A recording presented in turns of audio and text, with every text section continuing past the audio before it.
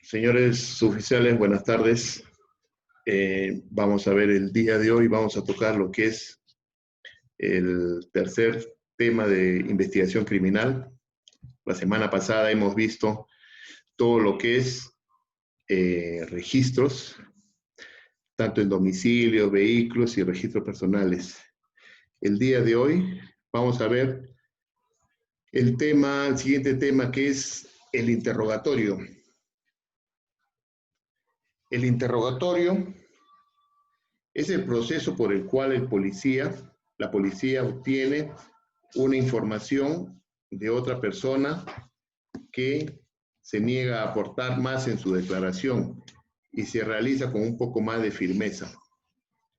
O sea, es un proceso que nosotros como policías, de ese proceso vamos a obtener una información de otra persona.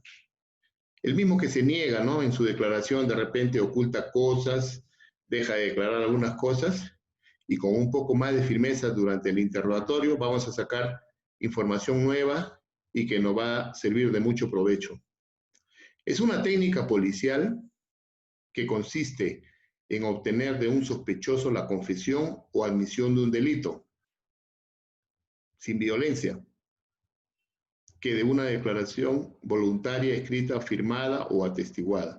O sea, con el interrogatorio vamos a lograr una confesión o admisión de un delincuente que ha participado en un delito. Porque de forma voluntaria no lo van a hacer, o de repente van, como les dije antes, van a ocultar cosas, o de lo contrario van a obviar ciertas cosas, ya sea por proteger a los cómplices, o por su misma responsabilidad, para no tener mucha responsabilidad, ¿no? También la declaración es firmada o atestiguada, pero con el interrogatorio prácticamente es infalible que un sospechoso ya tenga que confesar todo lo que ha cometido, ¿no?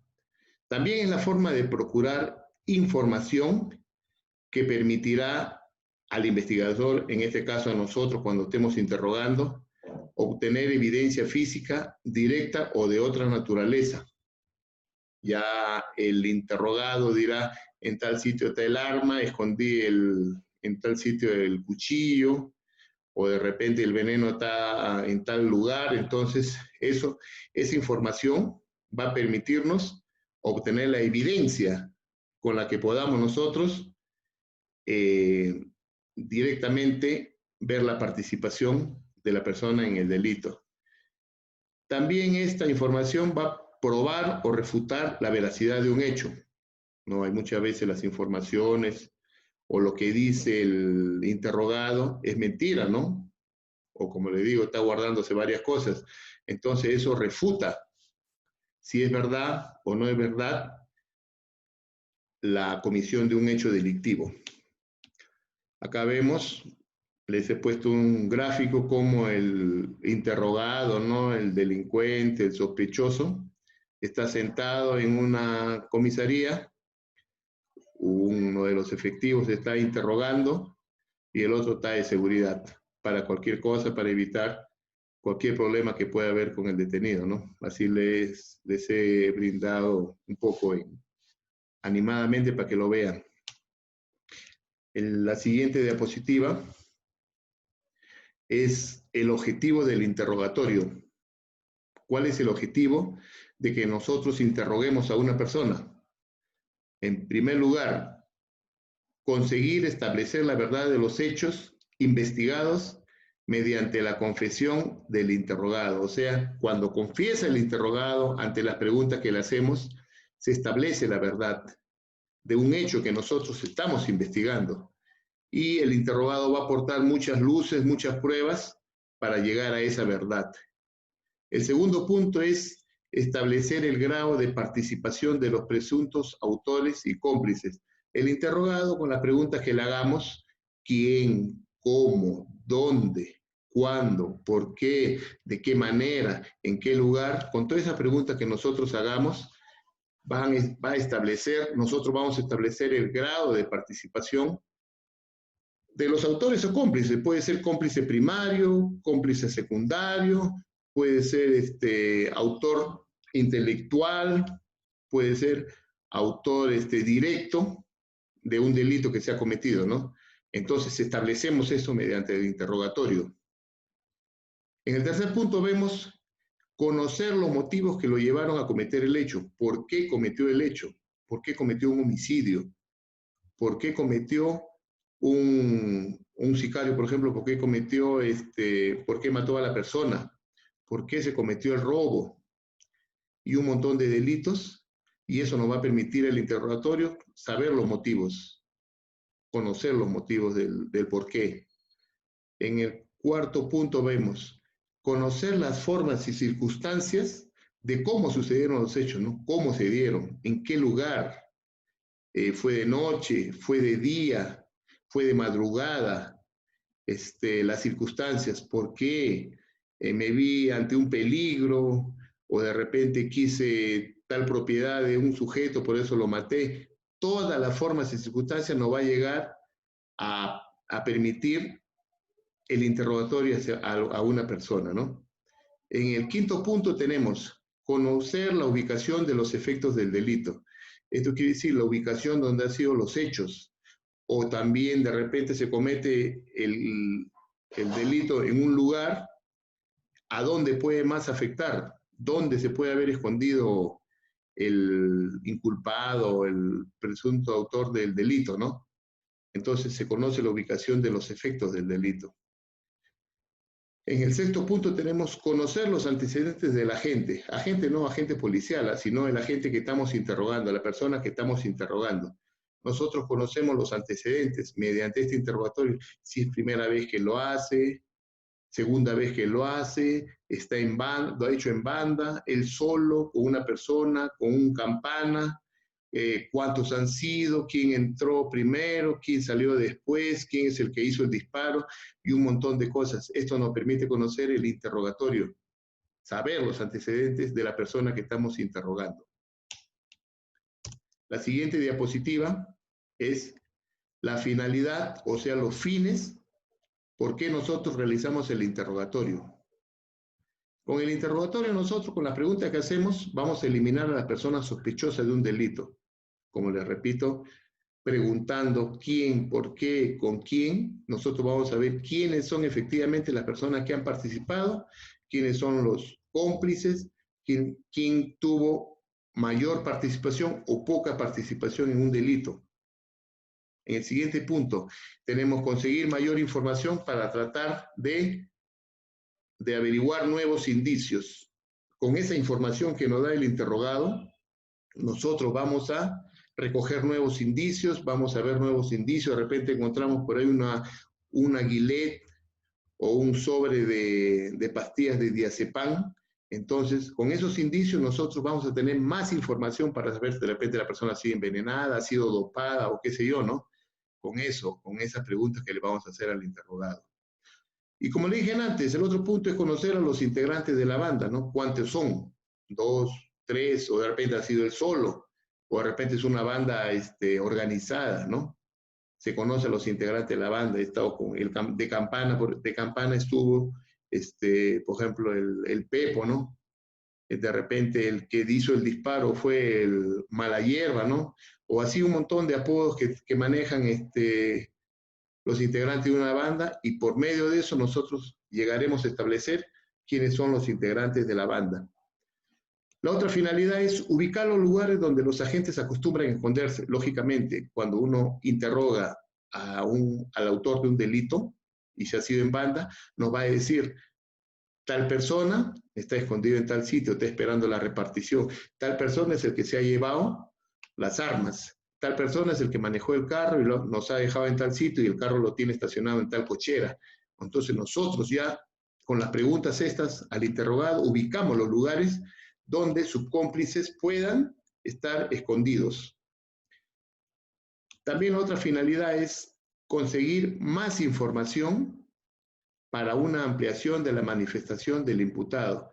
O sea, con la pregunta que formulamos, con el interrogatorio, conseguimos más información que nos pueda servir para quizás ampliar más la manifestación que tuvo en un primer momento. En un primer momento manifiesta XX cosa, de repente ya con más información ya Ya no son XX cosas, sino Y cosas. Entonces vamos nosotros ampliando con esa información, vamos ampliando toda la investigación del delito.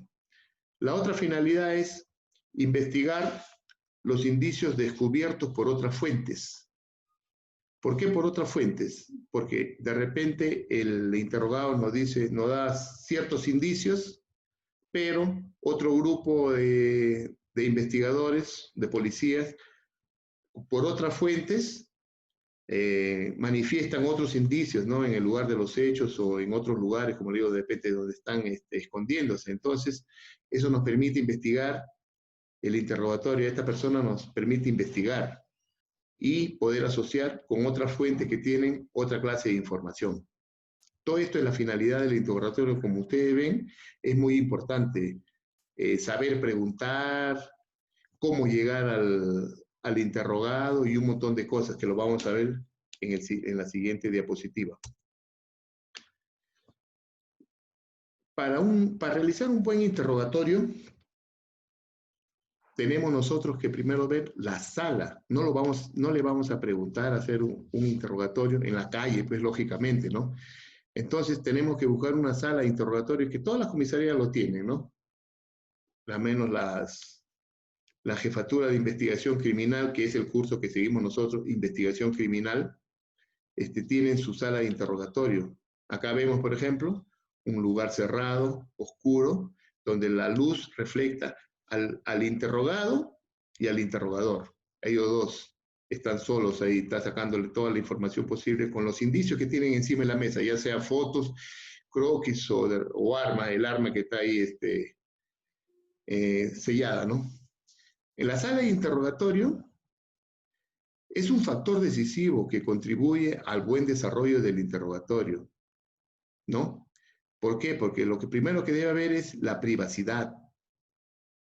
No lo vamos a hacer, como le repito, en la calle o en una oficina donde haya bastantes agentes policiales o de repente abogados o testigos, ¿no? Entonces, lo mejor es la privacidad. Eso es lo mejor para un buen interrogatorio.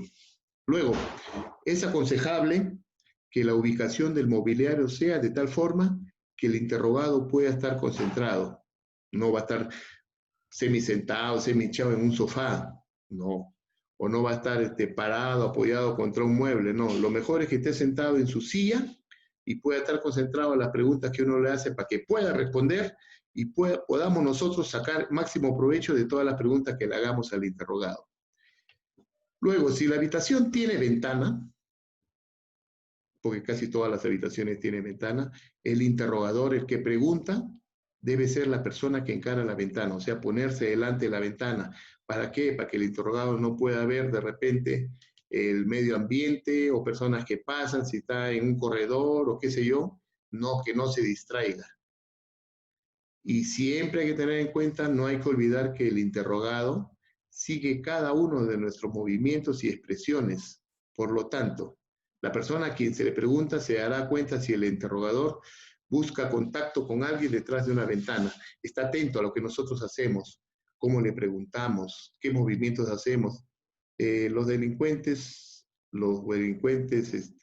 avesados, será por el tiempo que han estado en los penales, o por la misma manera de vivir, o por el ambiente que les rodea, siempre están atentos a todos los movimientos, expresiones de la persona que le está preguntando, y no solamente de ellos, sino cuando hacen reglaje, cuando hacen marcaje, una persona siempre están atentos a todo, le hacen una rutina, qué es lo que hace, cómo lo hace, cuál es su vicio, qué es lo que le gusta, qué es lo que no le gusta, qué hora sale, qué hora no sale. Igualito con nosotros. Estamos preguntando, pero él está al tanto de todo lo que hacemos, si nos tocamos la cara, si estamos nerviosos, si tenemos temor, o de repente si estamos haciéndonos señas con alguien. Esto tenemos que nosotros tener mucho cuidado, porque la persona que está siendo interrogada nos está estudiando prácticamente. Y según eso, suelta las respuestas.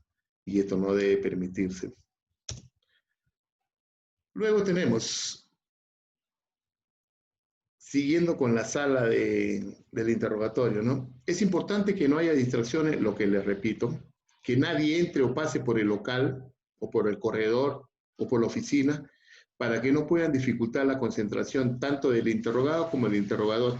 Estamos de repente preguntándole al interrogado y justo pasa por ahí y le digo, hola, no, promoción, qué sé yo, entonces ya eso desconcentra, malogra la concentración de la persona que está contestando, asimismo de la persona que está interrogando. Bastante cuidado. Si hubiera un observador, porque a veces se permite un observador en el interrogatorio, no puede intervenir en el interrogatorio, solamente es el que pregunta y el que contesta nada más. Él no puede intervenir en el interrogatorio. Estos casos mayormente se dan cuando se está entrevistando a menores. Cuando se está entrevistando a menores, ahí sí se necesita la presencia de repente del abogado, del padre de familia, qué sé yo, para que vea el interrogatorio a estos menores y no se vulnere sus derechos. Es importante que el interrogado sepa quién está manejando el interrogatorio. Por eso es importante que el que pregunta proyecte profesionalismo y lo recomendado es un traje formal, ¿no? Una corbatita. ¿Cómo andan en la Jefatura de Investigación Criminal, en la de PINCRIS, ¿no? Bien con su corbatita, su chaleco, su saquito, qué sé yo, pero nosotros proyectamos con esto el profesionalismo, se nos ve una persona seria, formal. Entonces, ¿qué va a hacer la persona que está siendo interrogada? Va a decir, va a pensar, ¿no? Este es un señor, ¿no? Que demuestra su porte, demuestra su formalidad. Entonces, como que ya sabe quién va a manejar el interrogatorio cuando lo ve todo serios, no tan serios tampoco, pero hay que darle confianza a veces al interrogado para que pueda contestar a las preguntas. Esa habilidad ya de nosotros. Luego tenemos los sujetos del interrogatorio. Tenemos dos sujetos en el interrogatorio. El interrogador o el que pregunta, que puede ser la autoridad policial, porque tiene el primer contacto al tener conocimiento de un hecho delictivo. O sea, prácticamente la persona que interviene es la que hace, es la que tiene el papel de interrogador, porque ha tenido el primer contacto, sabe en dónde lo ha encontrado, cómo lo ha encontrado y con qué indicios o con qué pruebas lo ha encontrado. Entonces, él es el que tiene el primer sujeto que tiene que ser el interrogador. Tenemos también el fiscal, porque viene a ser el titular de la acción penal pública. En algunos interrogatorios el fiscal está presente. Hoy en día se estila que el fiscal, por la labor que tiene el Ministerio Público, viene a ser el titular de la acción penal pública, entonces está en el lugar también. No, lógicamente no puede intervenir, salvo que sea autorizado por el que está dirigiendo el interrogatorio, ¿no? También tenemos el juez, porque durante una audiencia tiene la facultad de preguntar, ¿no? El juez puede preguntar para acumular pruebas o para acumular respuestas en cuanto al proceso que está llevando, ¿no? Y los apoderados de la justicia como los abogados de ambas partes, ¿no? El abogado defensor, el abogado que de repente tiene dos abogados defensores, o de repente el testigo tiene también su abogado, entonces ellos pueden estar presentes durante el interrogatorio, para que, como le digo, para que no se vulneren los derechos del interrogado y después no haya problemas. Y el otro sujeto del interrogatorio viene a ser el interrogado. Ya hablamos del interrogador, este es el interrogado, que es la persona que está implicada a nivel policial o imputada a nivel fiscal. Ya puede ser como autor directo, indirecto, coautor, cómplice, ya sea primario o secundario. Ella es la persona que es interrogada y a quien se le va a hacer todas las preguntas para poder esclarecer el delito. Y cambiando ya de lo que es el interrogatorio, vamos a entrar al tema de principios criminalísticos. Los principios criminalísticos, ¿no? Que tiene la ciencia llamada criminalística. Acá vemos un criminalista buscando huellas, viendo la manera que se ha realizado este homicidio. Los he puesto ahí para que los ilustre. Los principios criminalísticos son 7. El principio de uso, principio de certeza, el principio de probabilidad, el principio de reconstrucción, el principio de correspondencia, el principio de intercambio, y el principio de producción. Son 7 principios de la criminalística que ahora vamos a pasar a ver uno por uno. La siguiente diapositiva habla sobre lo que es los principios criminalísticos. En primer lugar tenemos el principio de uso. Es un principio clave para discernir el tipo o instrumento utilizado en el hecho. Principio clave para saber qué tipo de instrumento se ha utilizado en el hecho. Luego tenemos el segundo principio, que es el principio de producción, que estipula que ante un crimen o ante un delito, el agente del mismo siempre deja un rastro de evidencia materiales para así probar su participación. ¿Qué quiere decir esto? Que la persona que comete un delito, comete un crimen, un homicidio o cualquier delito, siempre deja un rastro de evidencia materiales para que se pueda probar su participación. Eso nosotros tenemos que investigarlos y determinar y buscar para poder nosotros, a través de estas evidencias materiales, poder probar su participación. Este es el principio de producción. En tercer lugar tenemos el principio de intercambio. En el lugar de los hechos, siempre se produce un intercambio de materiales, tanto entre la víctima, el victimario y el lugar de los hechos. Venenos, armas, restos de saliva, de repente puede ser semen o sangre o un montón de cosas. Siempre hay un intercambio de materiales, tanto entre la víctima o el victimario, y también se encuentra en el lugar de los hechos. En el cuarto principio tenemos: en el cuerpo de la víctima pueden aparecer marcas o rastros impresos que delatan el agente empleado en el hecho.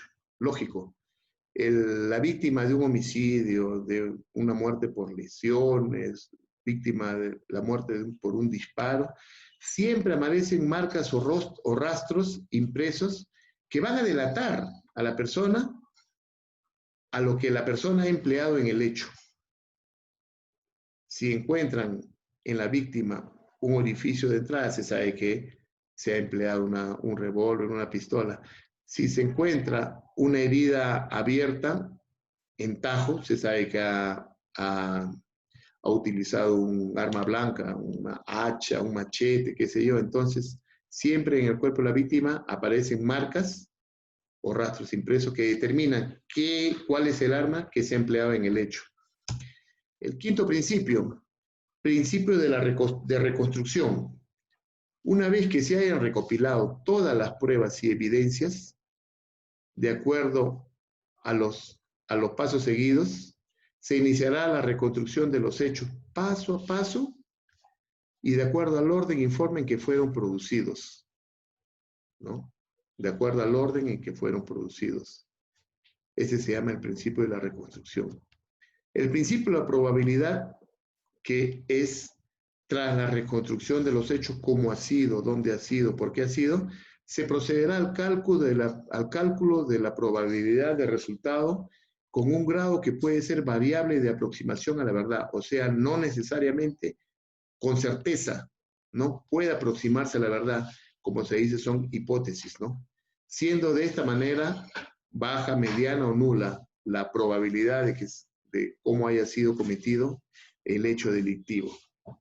El principio de certeza es cuando la investigación finaliza con la valoración cualitativa y cuantitativa de los indicios, después de haberle hecho pruebas, haber hecho un montón de exámenes a los indicios encontrados en el lugar de los hechos y su correspondencia con el acto criminal. Luego de esto se determina una certeza indiscutible de por qué ha sido, luego de los análisis y exámenes de todos los indicios encontrados en el lugar de los hechos y todo lo que esté relacionado con el acto criminal. Luego vamos a saber lo que es el indicio, la evidencia y la prueba. El indicio, como está acá graficado, es todo objeto, elemento, marca, rastro, señal, vestigio o huella, sea del delito, del autor, o sea de la víctima, y que se usa y tiene relación con algún suceso delictivo, ¿no? Acá vemos una huella de zapato. Sabemos que puede ser del autor del delito, también puede ser del cómplice, pero se ha encontrado en el lugar de los hechos. Abajo tenemos una pistola que ya está numerada con su casquillo al costado, numerado de acuerdo al tipo de evidencia que se ha encontrado, al momento en que se ha encontrado. Y todo esto tiene relación con algún delito que se ha cometido, ¿no? Por ejemplo, pensemos que se ha cometido un delito acá en estas dos gráficas y vemos a un costado del cadáver la pistola, o de repente más allá, ¿no? En un terreno, qué sé yo, vemos también una pisada que puede ser, como le digo, de la misma persona que han victimado o de la persona que ha cometido el delito o de algún cómplice. Entonces, eso es indicio. Todo objeto, elemento, rastro, marca, señal que se usa y tiene relación con algún delito o hecho delictivo.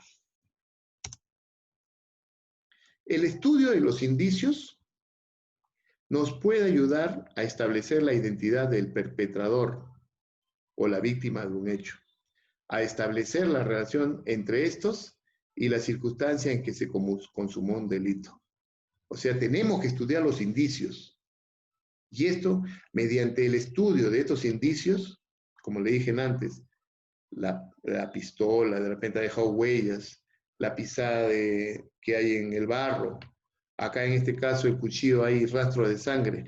Mediante estos exámenes y análisis se va a ayudar a establecer la identidad de quién ha cometido el delito o de la víctima de un hecho, ¿ya? Y por qué, la circunstancia, forma en que se consumó el delito. Todos estos análisis y estudios. Los indicios se localizan ¿dónde? En el cuerpo de la víctima. En el cuerpo de la víctima nosotros encontramos lesiones que pueden ser causadas por armas, objetos contundentes o sustancias. Ahí vemos una piedra que ha sido utilizada para golpear la cabeza de una víctima y los rastros de sangre, ¿no? Es un indicio que se ha localizado en el lugar de los hechos. También tenemos un objeto contundente como es un martillo. Recordemos que hace tiempo hubo el loco del martillo que mató 2, 3 víctimas y al final se le encontró el martillo que era víctima, que era el objeto con el que mataba a sus víctimas, ¿no? Ahí tenemos los indicios. Entonces se localizan en el cuerpo de la víctima. Los indicios además se encuentran en el cuerpo del victimario. ¿Y esto qué son? Las lesiones causadas por la pelea con la víctima. Acá vemos una mano que por lo visto, y siendo nosotros objetivos, vemos que ha sido abierto por un cuchillo. Ha sido un tajo de un cuchillo.